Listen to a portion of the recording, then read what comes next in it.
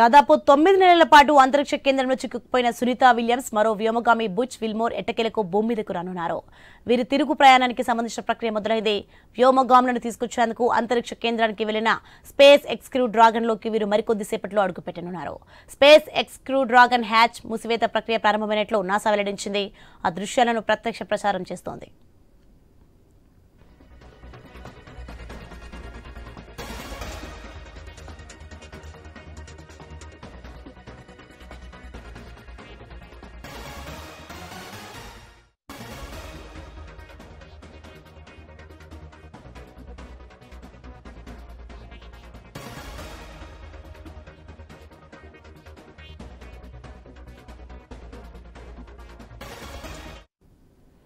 అయితే తిరుగు ప్రయాణం కోసం వ్యోమగాములు సిద్ధమవుతున్నారని, తమ వస్తువులను ప్యాక్ చేసుకుంటున్నారని నాసా వెల్లడించింది.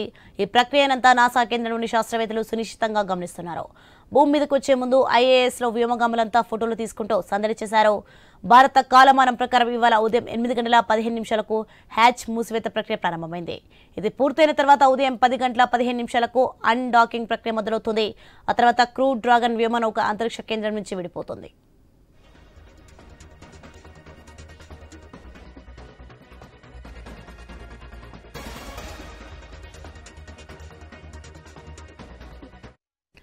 ఇక భూ వాతావరణంలోకి పునఃప్రవేశం కోసం ఇంజిన్ల ప్రజ్వలనను రేపు తెల్లవారుజామున 2:41 చేపట్టనున్నారు. దాదాపు 40 నిమిషాల తర్వాత అంటే 3:27 ఈ వ్యోమనౌక ఫ్లోరిడా తీరంలోని సముద్ర జిల్లాలో దిగుతుంది. సహాయ బృందాలు రంగంలోకి దిగి క్రూ డ్రాగన్ ను వెలికితీస్తాయి. సునీత విలియమ్స్ విల్మోర్ తో పాటు మరో 2 వ్యోమగాములు పుడమిని చేరుకుంటారు. 2024 జూన్ 5న ప్రయోగించిన బోయింగ్ వ్యోమనౌక స్టార్ లైనర్ లో సునీత విల్మోర్లు ఐఎస్ఎస్ కు చేరుకున్నారు. ప్రణాళిక ప్రకారం వీరు వారం రోజులకే భూమిని చేరుకోవాల్సింది. అయితే స్టార్ లైనర్ లో సాంకేతిక సమస్యలు తలెత్తడంతో వ్యోమగాములు లేకుండానే అది భూమికి తిరిగి వచ్చింది. నాటి నుంచి సునీత విల్మోర్లు ఐఎస్ఎస్ లోనే చిక్కుకుపోయారు.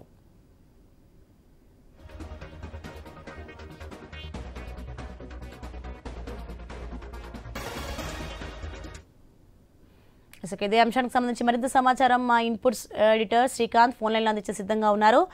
శ్రీకాంత్, దాదాపు 9 నెలల పాటు అంతరిక్ష కేంద్రంలో చిక్కుకుపోయిన సునీత విలియమ్స్ మరో వ్యోమగామి బుచ్ విల్మోర్ ఎట్టకేలకు భూమి మీదకి రానట్టుగా తెలుస్తోంది. దీనికి సంబంధించి పూర్తి అప్డేట్స్ ఏంటి?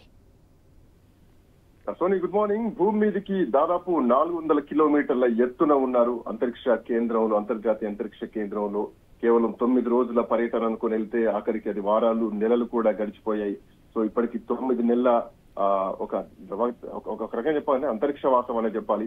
జనరల్ గా వనవాసాలు చూస్తాం, అట్లాంటి 9 నెలల అంతరిక్ష వాసానికి ఒక శుభం కార్డు మాత్రం పడబోతుందని చెప్పాలి.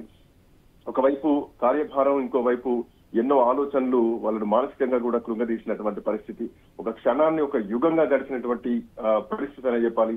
సో సమయం కూడా చాలా భారంగా గడుస్తుంది. ఇక్కడ మనకు డే అండ్ నైట్ ప్రజలు జనాలతో నడుస్తూ ఉంటాం, సమయం గడుస్తూ ఉంటుంది. బట్ అంతరిక్షంలో ఆ చీకట్లో క్షణక్షణం గడవడం కూడా చాలా భారంగా గడుస్తున్నటువంటి పరిస్థితి అని చెప్పాలి. సో ఏదేమైనా 9 నెలల అంతరిక్ష వాసం ముగించుకొని నాసా వ్యోమగాములు మన భారత సంతతికి చెందినటువంటి సునీత విలియమ్స్ అట్లాగే విల్మోర్ వీళ్ళు భూమికి తిరిగి రానున్నారు. వాతావరణం అనుకూలించి అన్ని అనుకున్నట్టుగా జరిగితే మంగళవారం సాయంత్రం 5:57 అంటే భారత కాలమానం ప్రకారం బుధవారం తెల్లవారుజామున అమెరికాలోని ఫ్లోరిడా సముద్ర తీరంలో దిగబోతున్నారు. సో ఈ సందర్భంగా ఆదివారం నాసా కూడా ఇదే ప్రకటించడం జరిగింది. సో అనుకూల వాతావరణం ఉంది కాబట్టి సో ఈ తిరుగు ప్రయాణాన్ని నిర్ణీత సమయం కంటే కూడా ఒక్కరోజు ముందుకు జరిగినట్టుగా కూడా తెలుస్తోంది. సో గతంలో సెప్టెంబర్ లో ఐఎస్ఎస్ కు వెళ్ళినటువంటి ఇంకో 2 వ్యోమగాములు ఎవరైతున్నారో నిక్ హెగ్ అట్లాగే అలెగ్జాండర్ గుర్బో కూడా space X dragon 10 space craft లో సునీత విల్మోర్ తో పాటు వాళ్ళు కూడా తిరిగి వస్తున్నట్టుగా తెలుస్తోంది. సో వాళ్ళ రాక కోసం ప్రపంచం అంతా అత్యంత ఉత్కంఠగా ఎదురు చూస్తోంది. సో జో బైడెన్ ఉన్నప్పుడు వీళ్ళని పట్టించుకోలేదు. ఆ తర్వాత ఎలన్ మస్క్ కు ఈ బాధ్యతల్ని ట్రంప్ అప్పగించడం జరిగింది. Elon Musk space X rocket ప్రయాణం మొదలైంది. సో ఇక తొందరలోనే కొన్ని గంటల క్షణంలోనే వాళ్ళు తిరిగి భూమిపైకి రాబోతున్నారు. సో ఇట్లా నేపథ్యంలో బోయింగ్ సంస్థ తొలి మానవ సహిత అంతరిక్ష ప్రయోగంలో భాగంగా 2024 జూన్ 5న ప్రయోగించినటువంటి స్టార్ లైనర్ స్పేస్ క్రాఫ్ట్ లో సునీత విలియం అట్లాగే విల్మోర్ వీళ్ళిద్దరు కూడా ఐఎస్ఎస్ కు చేరుకోబోతున్నారు. సో షెడ్యూల్ ప్రకారం గతంలో అంటే వాళ్ళు పోయిన వారం రోజుల్లోనే తిరిగి రావాలి, కానీ స్టార్ లైనర్ లో కొన్ని సాంకేతిక సమస్యల కారణంగా అది వీలు పడలేదు. దాని రిపేర్ కు కూడా చాలా ప్రయత్నాలు చేసినా కానీ అది పూర్తిగా ఫలించలేదు. సో దీంతో ఇక రిస్క్ తీసుకోవద్దని చెప్పేసి నాసా కూడా నిర్ణయించుకుంది. సో సెప్టెంబర్ 7న స్టార్ లైనర్ ఖాళీగానే భూమి మీదకి రావడం జరిగింది. సో వాళ్ళని తీసుకొచ్చేందుకు మధ్యలోనే చేసినటువంటి 1-2 ప్రయత్నాలు కూడా అసలు ఫలించలేదు. అట్లా ఏకంగా 9 నెలల పాటు సునీత అక్కడే చిక్కిపోయారని చెప్పాలి. సునీత విలియమ్స్ అట్లాగే విల్మోర్లు. సో ఎటకేలకు ఆమెను అట్లాగే విల్మోర్ను వెనక్కి తీసుకొచ్చేందుకు నాసాతో కలిసి స్పేస్ ఎక్స్ ప్రయోగించినటువంటి డ్రాగన్ 9 నౌక ఏదైతే ఉందో విజయవంతంగా ISS కు చేరుకుంది. అందులో వచ్చినటువంటి 4 వ్యోమగాములు సునీత బృందం నుంచి లాంఛనంగా బాధ్యతలు కూడా స్వీకరించడం జరిగింది. కమాండర్ బాధ్యతల్ని రష్యాకు చెందినటువంటి అలెక్సీ ఓచిన్ కు సునీత అప్పగించారు. వచ్చే 6 నెలల పాటు కూడా ISS కార్యకలాపాలన్నీ కూడా ఆ కమాండర్ ఓచినిన్ అలెక్సీ ఓచినిన్ కనుసన్నల్లోనే జరగబోతున్నాయి.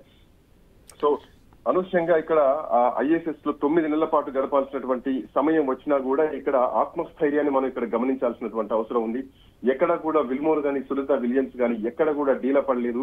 సో ఒక మొక్కవోని ఆత్మస్థైర్యాన్ని మాత్రం ప్రదర్శించింది స్పష్టంగా.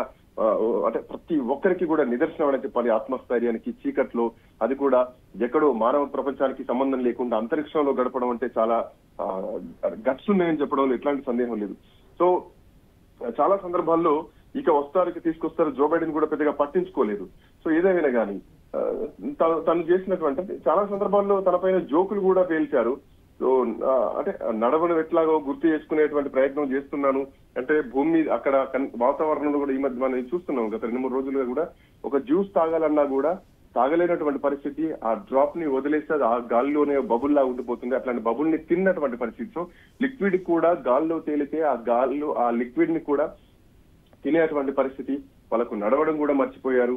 కేవలం ఊపిరి పీల్చుకోవడం తప్ప అసలు నడిస్తే ఎట్లా ఉంటుంది అన్నది కూడా ఒక బాధాకరమైనటువంటి విషయమే. చిన్న చిన్న సరదాలకు కూడా దూరం అయిపోయినటువంటి పరిస్థితి. ఈ మధ్య కాలంలో మనం చూసాము. గతంలో కూడా సహచరులతోటి సునీత అట్లాగే విల్మోర్ ఇద్దరు కూడా క్రిస్మస్ వేడుకలు కూడా జరుపుకున్నారు. కుటుంబ సభ్యులతో వీడియో కాల్ తో కూడా టచ్ లోకి వచ్చారు. బట్ ఈ అంతా కూడా ఓవరాల్ గా చూస్తే కనుక ఎందరికో స్ఫూర్తి అని చెప్పాలి. వ్యోమగామిగా ఘన విజయాలు సాధించిందని చెప్పడం ఎలాంటి సందేహం లేదు. సో ఆమె భారత సంతతికి చెందినటువంటి మూలాలు ఉన్నాయని చెప్పడంలో చాలా గర్వంగా చెప్పుకోవచ్చు.